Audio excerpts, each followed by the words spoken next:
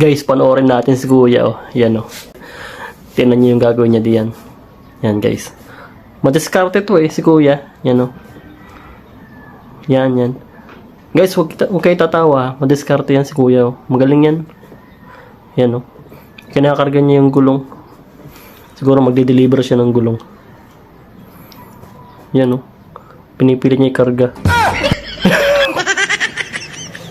Guys, walang tatawa.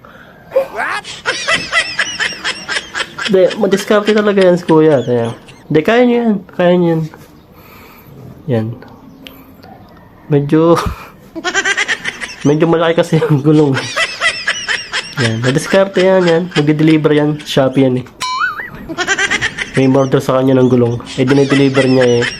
Kaso, budget meal lang.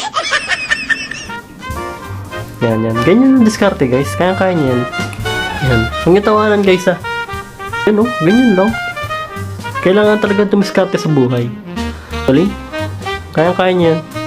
Oh, di ba? Oh, okay na. Makakaalis na yan.